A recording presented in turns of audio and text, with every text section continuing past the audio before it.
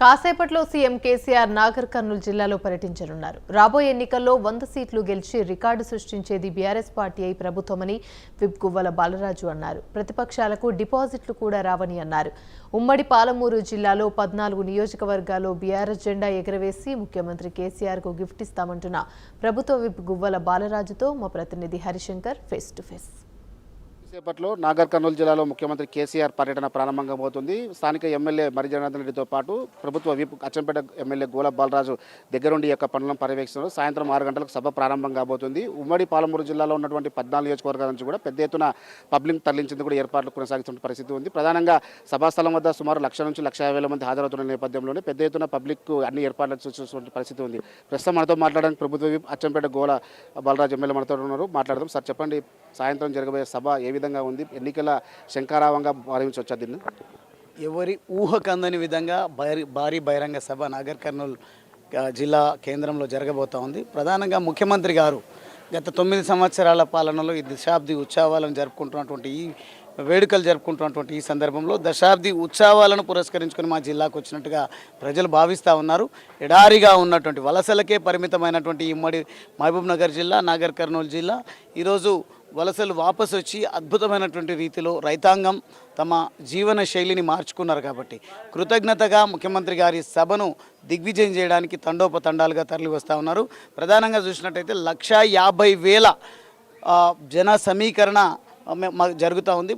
రాష్ట్రానికే కాదు దేశానికి కేసీఆర్ గారి నాయకత్వం అవసరం అన్నటువంటి సందర్భంలో మనము మనవంతుగా మన కోసం పుట్టినటువంటి బీఆర్ఎస్ పార్టీ ఈరోజు మన జీవితాల్లో నింపినటువంటి సందర్భంలో భారతదేశ రాజకీయాల్లో తనదైన శైలిలో ముఖ్యమంత్రి గారు దూసుకుపోతున్నటువంటి ఈ తరుణంలో ఇక్కడి నుండి ఇచ్చేటువంటి సంకేతం దేశవ్యాప్తంగా రీసౌండ్ రావాలనే కోరిక యువత లోపల కూడా ఉండడం అనేది ఈ సభ సక్సెస్కు కారణం అవుతుందని నేను భావిస్తా ఉన్నాను. ప్రధానంగా అచ్చంపేట నియోజకవర్గంలో ఒకవైపు సీఎల్పీ నేత బట్టి విక్రమార్క పాదయాత్ర కొనసాగుతుంది. ఆయన అచ్చంపేట నియోజకవర్గంలో ఎటువంటి అభివృద్ధి కార్యక్రమాలు జరగలేదని చెప్పి విమర్శలు గుప్పిస్తుంది. దీని ఏ విధంగా చూస్తుంది? స్వరాష్ట్ర పోరాటాన్ని మనమందరం కూడా చూసినాం. ఈరోజు మా సొంత పార్టీ అన్నట్టుగా కాంగ్రెస్ పార్టీని బట్టి విక్రమార్క గారు అభివర్ణించే ప్రయత్నం చేస్తూ ఉన్నారు. అధినాయకులతోన ఒరిగేదేముండదు, ఇంకా చెల్లా చెదరైపోతుంది కాంగ్రెస్ పార్టీ అని నేనున్నా కాపాడడానికి అని చెప్పి ఒక అభయం ఇచ్చేటువంటి ప్రయత్నం చేస్తూ ఉన్నారు. కానీ ఎక్కడ కూడా బట్టి పాదయాత్రలో ప్రజలు వచ్చే పరిస్థితి లేదు. అదేవిధంగా కూర్చేస్తాం, పేల్చేస్తాం అన్నటువంటి రేవంత్ రెడ్డిని ప్రజలు విశ్వసించే పరిస్థితి లేదు. కాబట్టి చెట్టుకొకరు పుట్టకొకరు అన్నట్టుగా వాళ్ళ వ్యవహార శైలి కనిపిస్తూ ఉంది. వాళ్ళ యాత్రలతోన కానీ అమెరికా పర్యటనలతోన కానీ ఒరిగేదేమి ఉండదు అనేది మాత్రం ప్రజల్లో విస్తృతంగా చర్చ జరుగుతూ ఉంది. మా ఏకైక నాయకుడు, మా ఆరాధ్య దైవం ముఖ్యమంత్రి కేసీఆర్ గారి రాకతో వాళ్ళ దిమ్మ తిరిగే పరిస్థితి కనిపిస్తూ ఉంది. అది రాజకీయంగా అంటారా?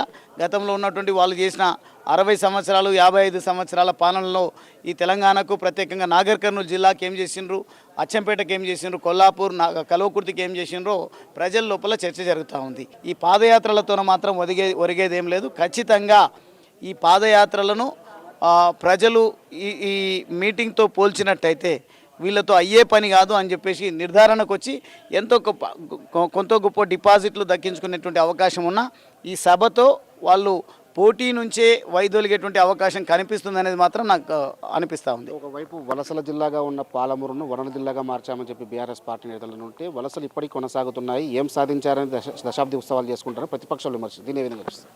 ఏం సాధించినము అని 2014లో మేము ఎన్నికైన తర్వాత మీ ఏడుపులు పొడబొబ్బులకు ముఖ్యమంత్రి గారు చాలా సీరియస్గా తీసుకొని వీళ్ళను శాశ్వతంగా రాజకీయంగా బొందబెడితే తప్ప వీళ్ళు ఊరుకునే పరిస్థితి లేదని 8-9 నెలల ముందే ప్రభుత్వాన్ని రద్దు చేసుకొని ఎన్నికలకు వెళ్ళడం జరిగింది. 2014లో మాకు ప్రజలు ఇచ్చిన స్థానాలు 63.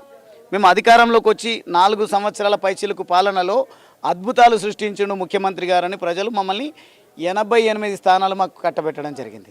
ఈరోజు నేను చెప్తా ఉన్నా, ఖచ్చితంగా సెంచరీతో మళ్ళీ ముచ్చటగా 3వసారి ముఖ్యమంత్రి పీఠం పైన కేసీఆర్ గారు కూర్చోవడం ఖాయం.